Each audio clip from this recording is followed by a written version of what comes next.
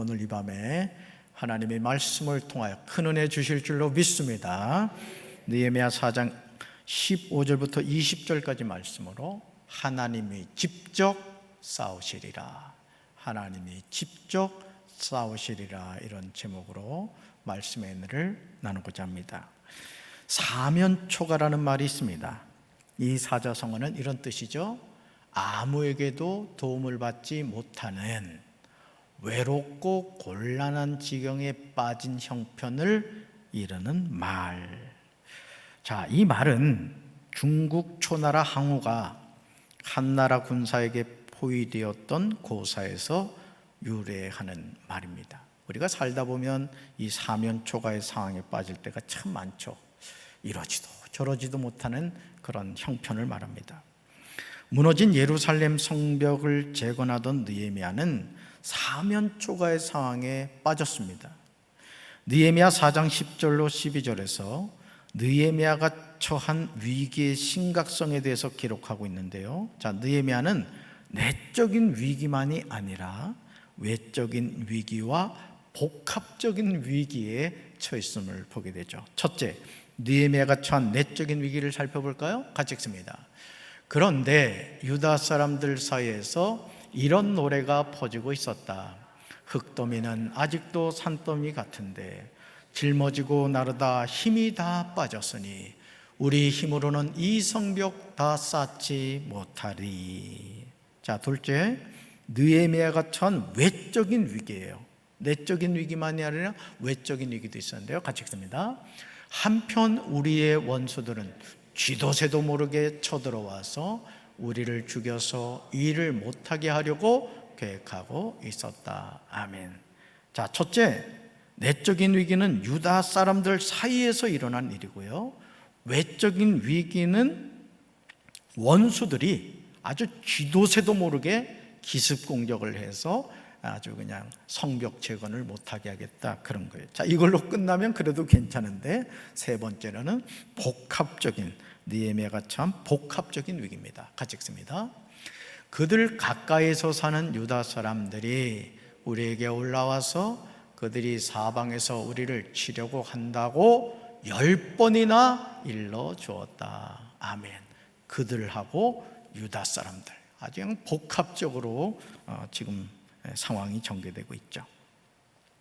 그러나 느헤미야는 이런 엄청난 위기에 전혀 흔들리지 않았습니다. 내적인 위기, 외적인 위기, 복합적인 위기가 다가왔음에도 불구하고 느헤미야는 전혀 흔들리지 않았다는 거예요. 지도자는 이런 리더십을 가져야 될 줄로 믿습니다. 가정에 문제가 생겼을 때, 또 교회에 문제가 생겼을 때, 또 내가 일하는 직장과 사업장에 문제가 생겼을 때 리더가 그냥 막 좌불안석이 되어버리면 그 지체들은 더 두려워지는 거예요. 그래서 가정에서도 참 가장의 역할이라는 게 그래서 사실은 참 무거운 겁니다. 교회도 마찬가지예요. 교회도 비가 많이 오면 어디 비 새면 어떡하나, 바람이 많이 불면 뭐 건물도 문제 생기면 어떡하나. 여러분 그런 걱정 안 하셨죠? 저는 그런 생각을 하게 됩니다. 이게 담임 목사가 갖고 있는 어떤 그 생각이죠. 자, 지도자는 위기 앞에서 전혀 흔들리지 않아야 된다. 그렇지 않으면 조직은 공멸하게 되는 거예요. 느헤미야 4장 13절과 14절에서 느헤미야가 어떻게 위기를 극복할 수 있었는지가 나와요. 지금 사면초가의 상황에 처해 있는 성도들이 있다면 이 말씀을 읽는 가운데 하나님의 음성 듣게 되길 주님의 이름으로 축원합니다. 같이 읽습니다. 그래서 나는 집안별로 몇 사람을 뽑아 성벽 뒤 가장 낮은 곳에 빈터에 두었습니다. 그들은 칼과 창과 활을 가지고 그 자리를 지켰습니다. 그런 뒤에 나는 둘레를 살펴보고 자리에서 일어나 귀족과 관리와 백성들에게 말했습니다. 그들을 두려워하지 마십시오. 주를 기억하십시오. 주는 두렵고 위대하신 분이십니다. 여러분의 형제와 자녀와 가정을 위해 싸우십시오. 아멘. 느헤미야는 뜻밖의 얻는 좋은 운수인 요행수를 바라지 않았어요. 하나님이 어떻게 해주시겠지, 뭐 어떻게 되겠지, 막연한 기대나 마음도 갖지 않았습니다. 그는 자신이 해야 할 일이 무엇인지 절대로 잊지 않았습니다. 느헤미야는 집안별로 사람을 뽑아서 성벽 뒤 가장 낮은 빈터에 칼과 창과 활을 가지고 그 자리를 지키도록 배치를 했습니다. 그런 후에 느헤미야는 주변을 살펴서 원수들의 협박에 두려워서 주저앉아 있는 것이 아니라 믿음으로 자리에서 일어나 귀족과 관리와 백성들에게 말했습니다. 왜냐하면 성벽 재건을 하고 있던 사람들이 심적으로 동요하고 있었기 때문입니다.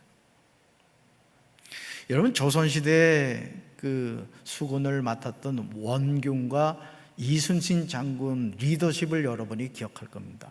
그렇죠? 사실은 원균이 외놈들하고 싸울 때 더 많은 배가 있었고 더 많은 수군이 있었어요. 그런데도 패했죠. 그러나 이순신 장군은 뭐라 그랬죠? 저에게는 아직도 12척인가요? 12척의 배가 남았습니다. 여러분, 지도자가 그 엄청난 수백 척의 외놈들의 그 배와 단판 승부를 짓는데도 그런 당당함을 가지니까 그 이순신 장군을 따르는 밑에 그 군인들이 말이죠, 아주 사기가 충천한 거예요. 오늘 저는 저와 여러분의 삶에도 이런 리더십이 있어야 될 것이고, 어떤 상황에서도 두려워 쪼는 인생이 아니라 하나님을 의지함으로 당당하게 일어나서 믿음으로 승리하는 성도들 되길 주님의 이름으로 축원합니다. 자, 왜 느헤미야가 주변을 살펴보고 원수들의 협박에 두려워서 주저앉아 있는 것이 아니라 믿음으로 자리에 일어났느냐 하는 거예요. 자, 그리고 그들에게 한 중요한 4가지 말이 있었어요. 첫째, 뭘까요? 같이 읽습니다. 그들을 두려워하지 마십시오. 아멘. 여러분이 지금 어떤 사면초가의 상황에 빠져 있습니까? 여러분을 대적하는 원수들이 뭐예요? 여러분을 힘들게 하는 상황이 뭡니까? 그들을 뭐하지 말아라, 두려워하지 말라는 거예요. 할렐루야. 두 번째, 누구를 기억하라고요? 주를 기억하라는 거예요. 주를. 여러분, 히딩크 감독이 우리나라에 와서 했던 가장 중요한 말 가운데 하나가 뭔지 아십니까? 우리는 맨날 했던 말 가운데 하나가 실력이 부족하다, 기초 체력이 부족하다, 그래서 유럽 축구 선수들하고 경기하면 안 된다 그랬어요. 근데 히딩크 감독은 전혀 다른 얘기를 했습니다. 정말 그런가? 그러니까 여러분, 4강까지 올라간 거예요. 어떤 상황을 어떻게 바라보고 어떻게 해석하느냐에 따라서 우리는 믿음으로 승리하게 될 줄로 믿습니다. 원수를 두려워하지 말고 누구를 기억해라? 주를 기억해라. 자, 세 번째 읽습니다. 주는 두렵고 위대하신 분입니다. 아멘. 이 하나님이 누구 하나님이에요? 나의 하나님이야. 나의 하나님이라. 자, 네 번째 읽습니다. 여러분의 형제와 자녀와 가정을 위해 싸우십시오. 할렐루야. 느헤미야와 지도자들과 유다 백성의 철저한 준비에 하나님 함께 하셨습니다. 15절을 보시면 우리는 이 사실을 분명하게 알 수 있습니다. 오늘 신앙생활을 하면서 우리는 하나님이 도와주셔야 하는 영역과 내가 준비하는 영역이 무엇인지를 분별하는 지혜가 필요합니다. 이것은 올바른 신앙이며 승리하는 비결이에요. 제가 학교를 다니면서 하루는 어떤 믿음이 생겼냐면, 기도 열심히 하면 시험 준비 열심히 안 해도 하나님이 답을 알려주실 거야. 얼마나 엄청난 믿음입니까? 이 믿음을 가지고가 시험을 봤죠. 어떻게 됐을까요? 대답 안 해도 알죠? 잘못된 믿음입니다. 눈물을 흘리며 씨를 뿌리지 않았는데 가을에 곡식 거두지 않습니다. 오늘 우리가 하나님의 약속의 말씀을 붙잡고 그 말씀의 눈물의 씨앗을 심을 때 하나님이 기쁨으로 곡식단을 거두게 될 줄로 믿습니다. 느헤미야 4장 15절 볼까요? 같이 읽습니다. 우리가 이렇게 무장하고 대비하자.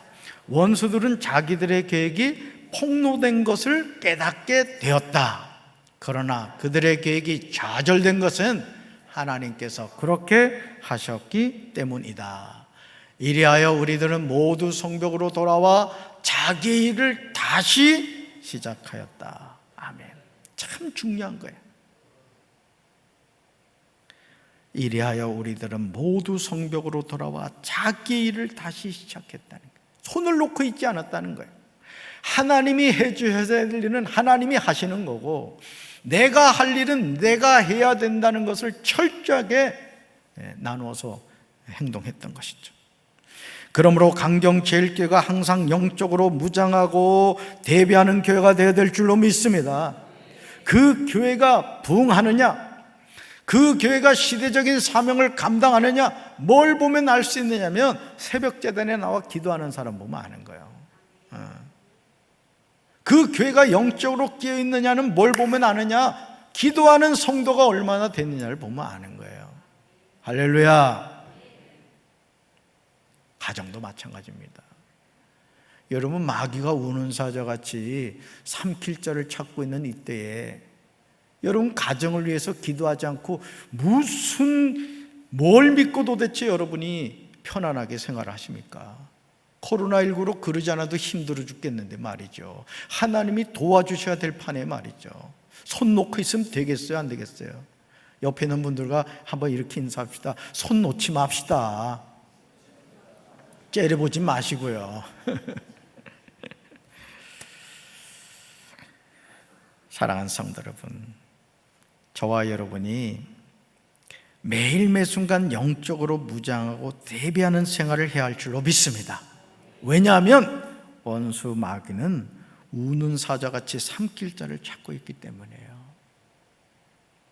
피터 와그너 목사님 책에 나오는 간증입니다. 이분이 어느 날 서재에서, 미국 사람들은 좀 서재가 높잖아요. 사다리를 놓고 그 책을 찾으러 올라간 거예요. 근데 사다리가 뒤로 엎어진 거예요. 그냥 완전 죽는다고 생각을 한 거예요. 근데 하나님이 살려주셨다는 거죠. 자, 그런데 얼마 후에 전화가 온 거예요. 얼마 지나지 않아? 그러면서 와그너 박사님, 혹시 무슨 일이, 몇 시부터 몇 시 사이에 무슨 일이 있으셨습니까? 라고 묻더라는 거예요. 그래서 이 피터 와그너 박사님이 제가 서재실에서 사실 책을 내리려고 사다리를 타고 올라갔다가 사다리가 뒤로 엎어져가지고 죽을 뻔했습니다. 그런데 하나님이 살려주셨습니다. 이렇게 얘기를 하더라는 거예요. 그땐 그분이 뭐라 그러냐면, 갑자기 성령님께서 피터 와그너 박사를 위해 기도해라, 이런 감동을 주시더라는 거예요. 그래서 이분이 지체하지 않고 바로 하나님 앞에 무릎을 꿇고 피터 와그너 박사님을 위해 중보기도를 했다는 거예요. 자, 그랬더니 그 순간 어떤 일이 있었어요? 사다리가 뒤로 엎어지는 엄청난 대형 사고가 일어난 거예요. 근데 한 사람의 중보기도를 통해서 피터 와그너 박사님의 생명을 하나님 지켜주신 거예요. 저는 우리 사랑하는 성도 여러분들이 이렇게 영적으로 깨어있는 기도의 중보자들이 되시길 주님의 이름으로 축원합니다. 느헤미야의 지도력 아래 귀족들과 민장들과 백성들이 무장하고 대비하자 원수들은 자기들의 계획이 폭로된 것을 깨닫게 되었습니다. 그런데 느헤미야는 이런 일이 일어나게 된 근원을 다른 곳에서 찾습니다. 바로 이것이 느헤미야의 신실한 믿음이었어요. 바로 이 말씀이죠. 같이 읽습니다. 그러나 그들의 계획이 좌절된 것은 하나님께서 그렇게 하셨기 때문이다. 아멘. 어떻게 해서든지 성벽 재건을 못하게 하려고 내적으로 외적으로 복합적으로 막 공격을 해오는 상황인데, 이런 상황에서도 느헤미야는 원수들을 두려워하지 않고 하나님을 의지하고 하나님을 바라보며 기도했을 때 하나님이 역사하셔서 오히려 그 상황을 역전시켜 버리셨다는 거예요. 할렐루야. 여러분을 괴롭히는 주변의 상황과 사람들을 바라보지 마시고 어떤 경우에도 살아계신 하나님을 바라보므로 여러분의 인생이 오히려 인생의 문제가 축복의 통로가 되길 주님의 이름으로 축원합니다. 느헤미야는 하나님이 대적들의 꾀를 패였다고 고백하고 있습니다. 느헤미야의 이런 고백은 미사여구가 아니었습니다. 하나님을 향한 신실한 신앙 고백이었습니다. 고린도전서 15장 10절에서 바울도 같은 맥락에서 고백하고 있는 것을 보게 됩니다. 저는 저와 여러분의 고백이 되길 원합니다. 우린 이 고백을 하며 살아야 돼요. 같이 읽습니다. 그러나 나는 하나님의 은혜로 오늘의 내가 되었습니다. 나에게 베풀어 주신 하나님의 은혜는 헛되지 않았습니다. 나는 사도들 가운데 어느 누구보다도 더 열심히 일하였습니다. 그러나 이렇게 한 것은 내가 아니라 나와 함께 하신 하나님의 은혜입니다. 아멘. 우리가 결코 부인할 수 없는 사실은 오늘 저와 여러분이 이 자리에 있기까지 하나님의 놀라운 은혜가 있었다는 거예요. 하나님의 놀라운 은혜가 있었다는 거죠. 그러니까 제 자신의 짧은 생애를 돌이켜봐도 참 하나님의 은혜를 참 많이 느끼게 돼요. 하나님의 은혜를. 여러분 안 그렇습니까? 여러분도 이제까지 내가 산 것도 하나님의 은혜라. 아멘. 장차 나를 본향에 인도하실 분도 하나님의 은혜인 줄로 믿습니다. 이 모든 신앙의 여정은 내가 잘나서가 아니라는 거예요. 나와 함께 하신 하나님의 놀라운 은혜인 줄로 믿습니다. 이 은혜를 아는 사람은 게으를 수가 없는 거예요. 주님의 은혜를 알기 때문에 누구보다 주어진 사명에 열심히 헌신하며 사는 거예요. 시험을 준비하는 학생이라면은 그냥 어떻게 그냥 아는 문제 나와서 내가 점수 잘 받겠지 이게 아니라 내가 할 수 있는 최선을 다하는 거예요. 그때 하나님이 도와주시는 거라고. 여러분, 하나님의 자녀는 절대 불로소득을 좋아하지 않습니다. 불로소득을 기대해서도 안 돼요. 뿌린 대로 거두게 하시는 것이 하나님이신 줄로 믿습니다. 육을 위하여 심는 자 썩어질 것 거두고 성령을 위하여 심는 자 생명과 평안을 거두게 될 줄로 믿습니다. 느헤미야와 백성들은 하나님이 원수들의 꾀를 패하셨다는 것에 도취되어 성벽 재건을 하는 일을 등한히 하지 않았어요. 그들은 모두 성벽으로 돌아와 자기의 일을 다시 시작했습니다. 오늘 이런 자세가 저와 여러분에게 절대적으로 필요해요. 제가 교회에 와서 이렇게 일하는 사장님들을 예의주시해서 봅니다. 정말요. 저는 이렇게 뭔 일을 시키면은 그냥 허투루 보질 않아요. 그러면 어떤 사장님은 제가 요구하는 것 이상을 하는 분이 있어요. 근데 거의 대부분의 사장들이 보면 조금만 수고해주면 되는 거를 안 해요. 제가 최근에도 어떤 공사를 하면서 제가 그 사장님한테 사장님 이것 좀 이렇게 해주십시오 했더니 뭘 그냥 이렇고 저렇고 여기까지구나 당신하고는 그냥 그런 마음이 들더라고요.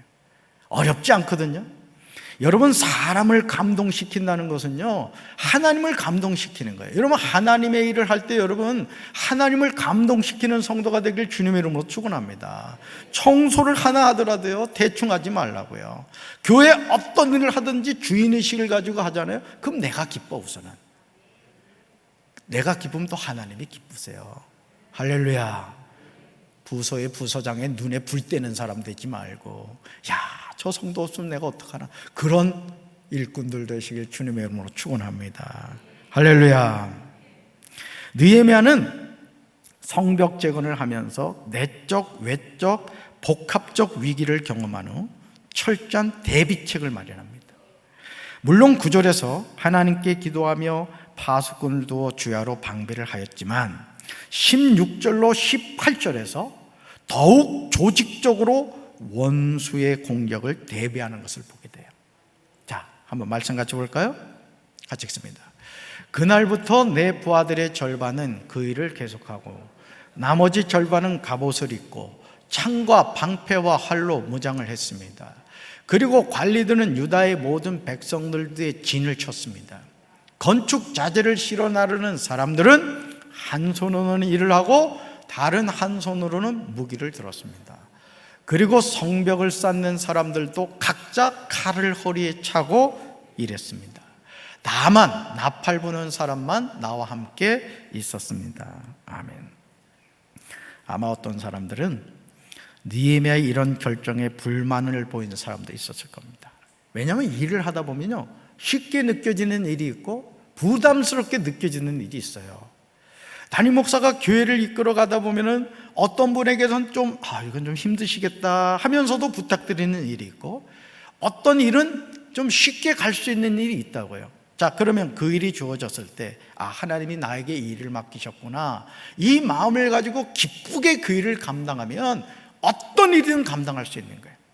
근데 남의 손에 있는 떡이 커 보이잖아, 그렇죠? 야, 저 일을 내가 해야 끝내주게 할 텐데, 막 이런 마음이 들 때가 있잖아요. 그러나 내 일만 잘하면 돼요. 아멘. 자, 봅시다. 자, 5가지로 제가 역할 분담을 나눠봤는데요. 자, 첫째 봅시다. 같이 읽습니다. 그날부터 내 부하들의 절반은 그 일을 계속하고 나머지 절반은 갑옷을 입고 창과 방패와 활로 무장을 했습니다. 잘 보세요. 내 부하들의 절반은, 나머지 절반은 역할 분담을 했죠. 그 다음 두 번째 같이 읽습니다. 관리들은 유다의 모든 백성들 뒤에 진을 쳤습니다. 관리들의 역할이 있어요. 세 번째, 건축자재를 실어 나르는 사람들은 한 손으로는 일을 하고 다른 한 손으로는 무기를 들었습니다. 야, 일하기도 쉽지 않은데 두 손을 다 쓰고 있다 이거야. 자, 네 번째요. 성벽을 쌓는 사람들도 각자 칼을 허리에 차고 일했습니다. 무장 해제를 하지 않았다는 거죠. 다섯 번째요. 다만 나팔 부는 사람만 나와 함께 있었습니다. 아멘. 여러분, 이 5가지 일 가운데 제일 편해 보이는 일이 어떤 일일까요? 나팔이, 나팔. 그지? 나팔은 무겁지도 않잖아. 그냥 느헤미야 옆에서 찰싹 달라붙어가지고 있으면 되잖아요. 근데 이 역할이 보통 중요한 게 아니거든요. 그러니까 여러분, 하나님의 일은 합력해서 선을 이룹니다. 아멘. 여러분, 제가 이게 자꾸 말이 이렇게 새는 이유 중에 하나가 지금 앞니빨을 하나 지금 앞니빨 좀 표현이 그렇죠. 앞니 하나가 지금 돌아가셔서 지금 임플란트를 지금 하려고 지금 이거 끼었어요, 덧니를. 저는 저기 주현인가 탤런트 주현이가 이게 이빨 이렇게 빼가지는 거 보고 내가 아주 경악을 금치 못했는데, 제가 요즘 매일 그런 생활을 하고 있어요. 그래서 제가 좀 말이 이렇게 좀 새는 겁니다. 목사님이 혀가 이상해졌나 그러지 마시고 그렇게 아시면 되겠어요. 궁금하신 분은 저희 집에 보면 보여드리겠습니다. 맹구가 되고 말았어요 지금. 자, 보세요. 느헤미야가 유다 백성들과 함께 시작한 무너진 예루살렘 성벽 재건은 적당히 한 것이 아니에요. 전 참 이 느헤미야를 읽을 때마다 정말 많은 감동을 받아요. 한옥 목사님도 이 느헤미야서를 가지고 강해 설교를 하신 책이 있거든요. 느헤미야의 리더십이라고 해서, 어떻게 보면 오늘 우리 조국 대한민국에 필요한 리더십이에요. 느헤미야의 리더십이. 우리 강경제일교회 중직들이 꼭 본받아야 될 리더십이 바로 느헤미야의 리더십이기도 합니다. 자, 무질서하게 진행한 것도 아니에요. 잘 보세요. 느헤미야의 부하 절반, 나머지 절반, 관리들, 건축 자재를 실어 나르는 사람들, 성벽을 쌓는 사람들, 나팔 부는 사람 등 자신의 역할을 충성스럽게 감당했다. 조직적으로 움직였다는 거예요. 조직적으로. 모두가 합력함으로 선을 이룬 것이죠. 저는 우리 사랑하는 성도들이 그런 사명과 역할을 감당하게 되길 주님의 이름으로 축원합니다.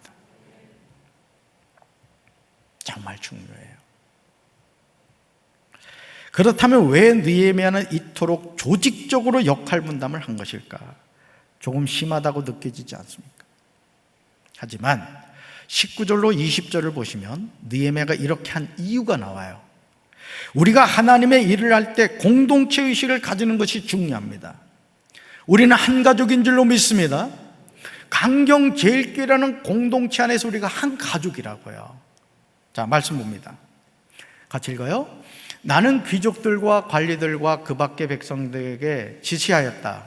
하여야 할 일이 많은데다 일하는 지역이 넓으므로 우리는 성벽을 따라서 서로 멀리 떨어져 있다. 어디에서든지 나팔 소리를 들으면 그 소리가 나는 곳으로 모여와서 우리와 합세하여라. 우리 하나님이 우리 편이 되어서 싸워주신다. 아멘. 느헤미야가 이렇게 한 이유는 성벽 재건을 위하여 할 일이 많은 데다 일하는 지역이 넓었기 때문입니다. 그렇죠. 처참하게 무너진 그 예루살렘 성벽을 재건하는 일이 쉽겠습니까? 또 성벽 재건을 순서대로 해난 것이 아니라 동시다발적으로 진행하다 보니 성벽을 따라 서로 멀리 떨어져서 작업을 했던 거예요. 그러니까 여러분이 잘 이해하셔야 될 것이 느헤미야가 성벽을 재건할 때 여기서 이어서 계속 이렇게 맞물려 간 게 아니라 구역을 나누어서 동시다발적으로 전 지역에 흩어져서 이 성벽 재건을 진행해 간 거예요. 그러니까 지금 뭐예요?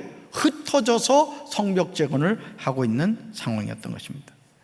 그러니 원수들이 어느 한 지역을 공격해 오면 그 공격을 대비할 방법이 없었던 거예요. 뭉쳐도 지금 적군하고 원수들하고 싸워서 이길까 말까인데 흩어져서 지금 공사를 하고 있는 상황이었던 겁니다.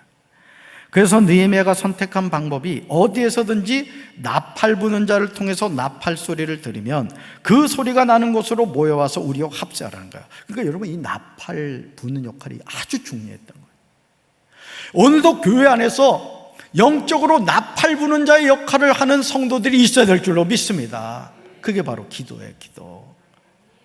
그럼요. 가정을 위해서, 교회를 위해서, 조국 대한민국을 위해서 기도하는 나팔수들이 다시 깨어나야 될 줄로 믿습니다. 느헤미야는 귀족들과 민장들과 남은 백성들에게 이렇게 말하면서 중요한 사실을 고백하고 있어요. 저는 느헤미야가 하나님에 대해서 고백하는 내용을 보면서 큰 감동과 은혜를 받았습니다. 아니, 저의 신앙 고백이 되기를 간절히 기도했습니다. 같이 읽어볼까요? 우리 하나님이 우리 편이 되어서 싸워주신다. 따라합시다. 우리 하나님이 나의 편이 되어서, 우리 편이 되어서 싸워주신다. 할렐루야. 암송하세요. 우리 하나님이 우리 편이 되어서 싸워주신다. 사랑하는 성도 여러분, 지금 인생의 어떤 위기를 경험하고 계십니까? 그 위기를 어떤 방식으로 풀어가시려고 하고 계십니까? 혹시 왜 유독 나만 이렇게 힘든 인생을 살아야 하는가? 너무너무 속상하세요? 하나님, 저하고 무슨 감정 있으세요? 왜 제가 이렇게 힘들게 살아야 됩니까? 혹시 그런 분들 계세요? 도대체 하나님 나에게 어떤 감정이 있으시기에 나를, 우리 가정을 이렇게 힘들게 하실까? 그런 마음이 들지는 않으십니까? 그렇다면 지금 여러분은 하나님을 오해하고 계신 거예요.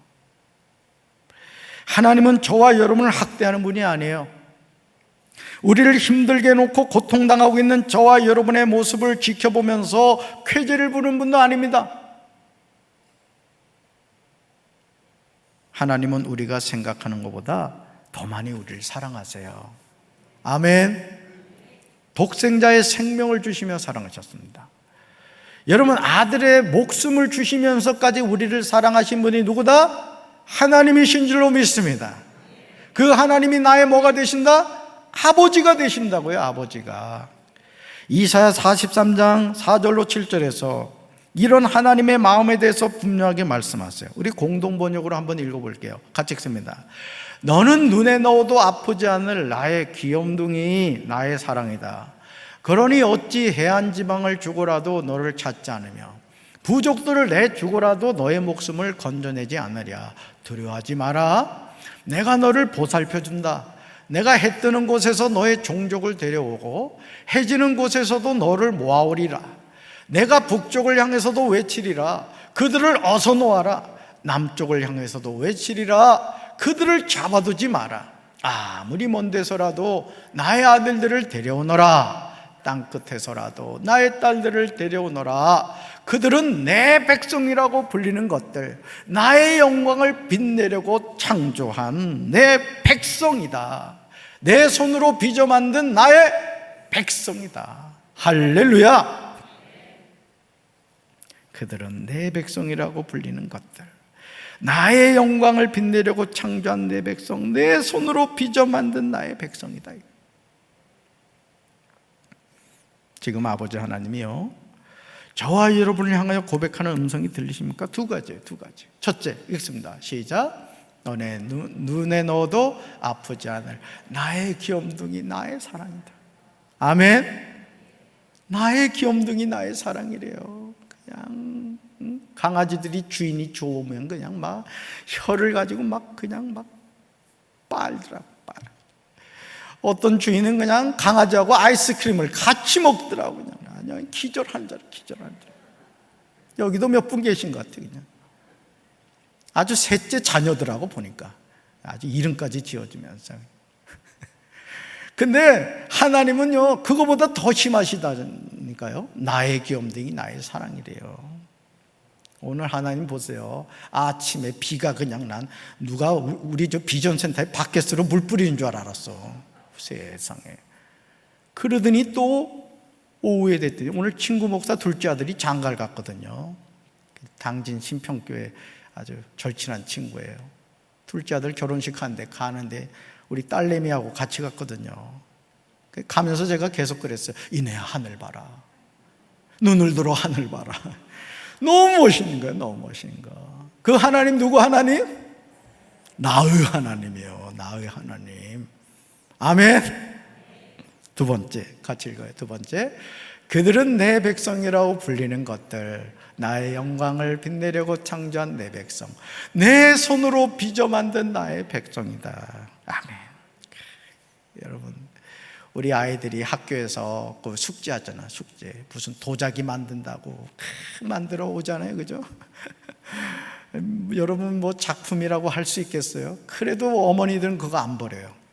아예 작품이라 이거야. 이게 나중에 피카소 작품이 돼서 얼마나 하는지 몰라가지고 친척들 오면 자랑하죠. 우리 큰애가 만든 명품이라고 하면서 막 그러죠. 우리 하나님이 그렇다는 거죠. 그러므로 여러분을 가로막고 있는 어떤 인생의 위기 앞에서 어떤 경우에도 낙심하지 마시길 주님의 이름으로 축원합니다. 여러분을 괴롭히고 있는 어떤 인생의 역경 앞에서도 두려워하지 마시기를 바랍니다. 지극히 크고 두려우신 하나님을 기억하시기 바라요. 그래, 하나님 계시지. 하나님 계시지. 이 사실을 여러분 잊지 마세요. 하나님은 저와 여러분을 눈에 넣어도 아프지 않을 나의 귀염둥이, 나의 사랑이라고 하십니다. 그래서 저는 기도할 때요, 이 기도 꼭 합니다. 하나님 사랑합니다. 하나님 사랑합니다 이거예요. 여러분 자꾸 고백해야 돼요. 부부 사이에서도 침 바르고라도 여보 사랑해 하라고. 제가 하도 침을 발라가지고 침이 안 나와요 지금. 여러분 하나님을 향해서도 자꾸 사랑합니다 사랑합니다 하나님 고백해야 돼요. 한번 해봐요. 하나님 사랑합니다. 하나님 사랑해요. 정말? 하나님이 물으시면 네 하고 대답하면 돼. 네 하고 대답하면 돼. 우리를 하나님의 백성이라고 부르세요. 하나님의 영광을 빛내려고 창조하신 하나님의 백성이라는 거죠. 하나님의 손으로 빚어 만든 하나님의 백성이라고 하십니다. 느헤미야는 이 하나님을 알았던 거예요. 그러므로 반복되는 위기 상황에서 담대하게 자신이 해야 할 일을 묵묵히 했던 거예요. 하나님이 나의 아버지가 되시는 거죠. 이게 바로 믿음인 거예요 여러분. 이 눈에 아무 증거 보이지 않고, 이 귀에 아무 소리 들리지 않고, 이 손에 잡히는 거 없다 할지라도 하나님이 말씀하셨으니 하나님이 그 말씀을 이루어 주신다는 그 믿음을 가지고 살아가는 것이 저와 여러분의 인생 여정입니다. 보이는 것을 믿는 것이 믿음이 아니에요. 믿음은 바라는 것들의 실상이요 보이지 않는 것들의 증거니 선진들이 이로써 증거를 얻은 줄로 믿습니다. 말씀에 순종하여 가다 보니까 하나님의 약속이 이루어진 걸 깨닫게 된 거죠. 100세가 되어서 자식 낳는다고 했어요. 믿어졌겠어요? 말씀에 순종해서 시행착오했지만 100세 되니까 이삭을 낳게 되잖아요. 오늘 우리의 삶도 마찬가지인 줄로 믿습니다. 출애굽기 14장 13절에서 살아계신 하나님이 우리를 향하여 분명히 말씀하세요. 이 말씀 꼭 암송하셔야 돼. 같이 읽습니다. 모세가 백성에게 이르되 너희는 두려워하지 말고 가만히 있어서 여호와께서 오늘 너희를 위하여 행하시는 구원을 보라. 너희가 오늘 본 애굽 사람을 영원히 다시 보지 아니하리라. 아멘. 여러분, 이 애굽 사람이 누구예요? 하나님의 백성을 핍박하고 하나님의 백성을 노예로 만들고 하나님의 백성에게 고통을 주는 원수 마귀의 백성 아닙니까? 그들을 두려워하지 말라는 거예요. 그들을 바라보지 말라는 거예요.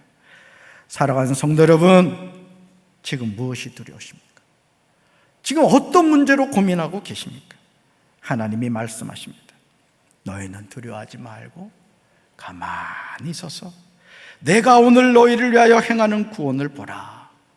이제 우리는 영의 눈을 뜨고 하나님이 행하시는 기적을 보아야 될 줄로 믿습니다.